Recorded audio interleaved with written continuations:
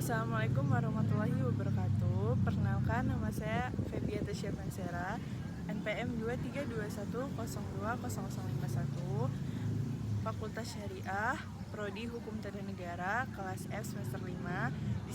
Adapun materi yang akan saya presentasikan yaitu makalah yang berjudul Surat Kuasa dan Surat Gugatan.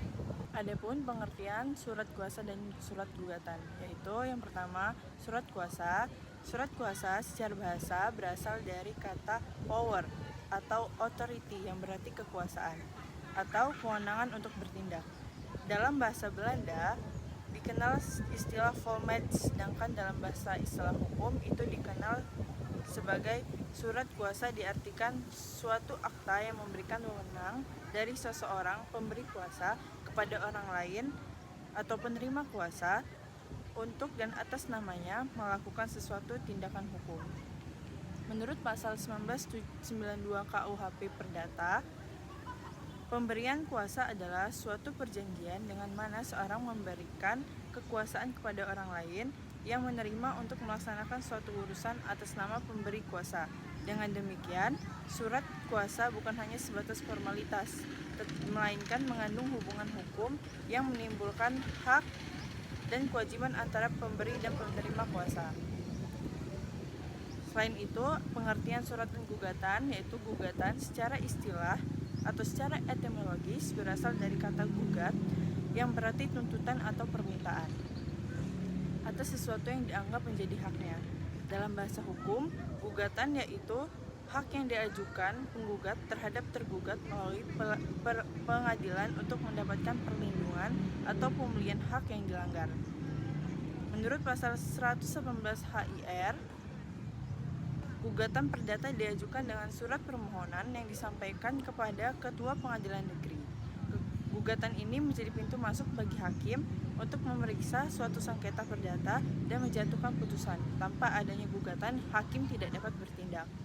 Penjelasan secara singkatnya, surat kuasa adalah akta yang memberikan wewenang kepada orang lain atau pemberi kuasa kepada orang lain menerima atau penerima kuasa untuk bertindak atas nama pemberi kuasa dalam suatu urusan hukum, terdapat di pasal 1792 KUH Perdata. Surat kuasa berfungsi sebagai bukti bahwa menerima kuasa berhak mewakili pihak lain di pengadilan. Gugatan adalah tuntutan hak yang diajukan oleh penggugat terhadap tergugat melalui pengadilan untuk memperoleh perlindungan atau pemulihan hak yang dilanggar. Pasal 118 HIR. Gugatan merupakan permintaan kepada hakim agar memutus suatu perkara perdata dan memberikan keadilan kepada pihak yang merasa dirugikan. Keduanya saling berkaitan.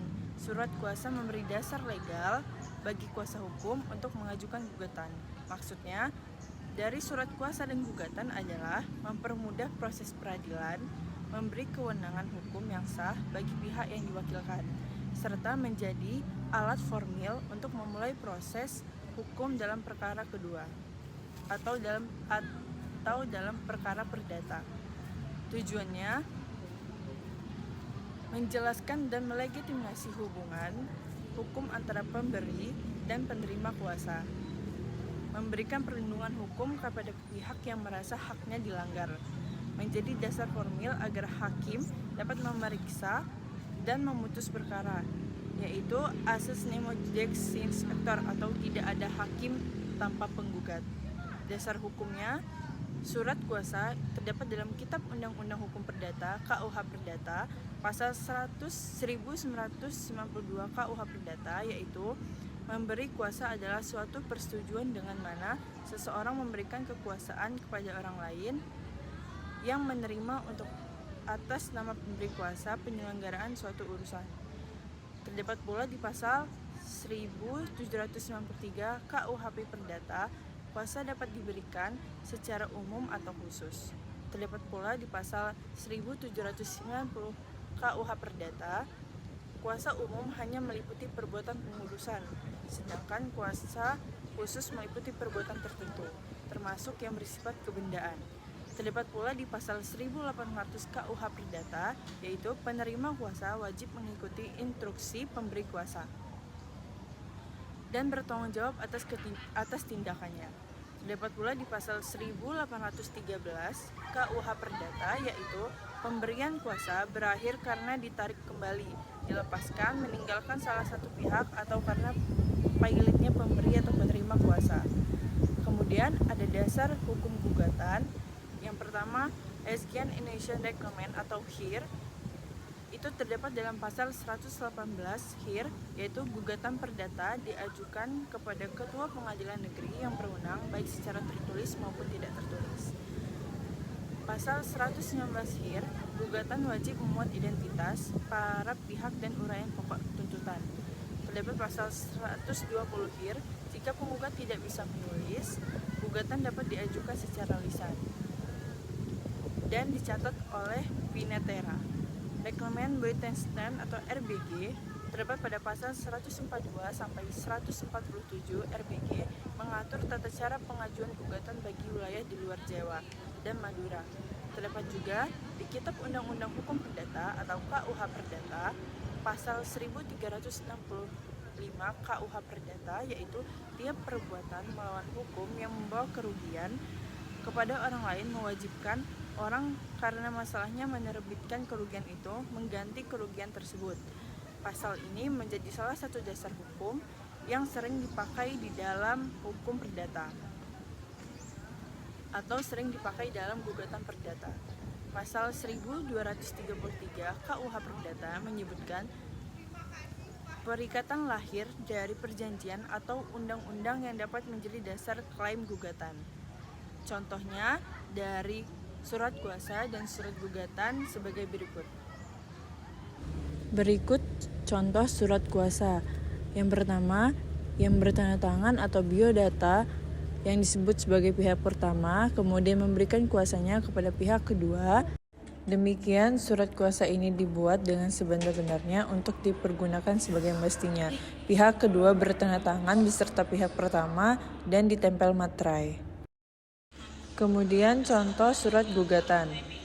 Kemudian yang bertanda tangan di bawah ini penggugat dan mengajukan gugatan prestasi terhadap tergugat. Adapun alasan pengajuan gugatan ini sebagai berikut. Kemudian terdapat alasan tersebut penggugat mengajukan tuntutan. Kemudian surat gugatan diajukan kiranya pengadilan negeri dapat memeriksa dan memutus perkara. Kesimpulan, berdasarkan pembahasan mengenai surat kuasa dan gugatan, dapat disimpulkan bahwa keberadaan surat kuasa dan gugatan merupakan dua instrumen penting dalam sistem hukum atau proses peradilan di Indonesia. Surat kuasa berfungsi sebagai alat legitimasi bagi pihak yang berperkara untuk menunjuk seorang kuasa hukum dalam mewakilinya di pengadilan. Keberadaan surat kuasa tidak hanya bersifat administratif, tetapi juga memiliki kekuatan hukum yang mengikat bagi pemberi kuasa maupun penerima kuasa.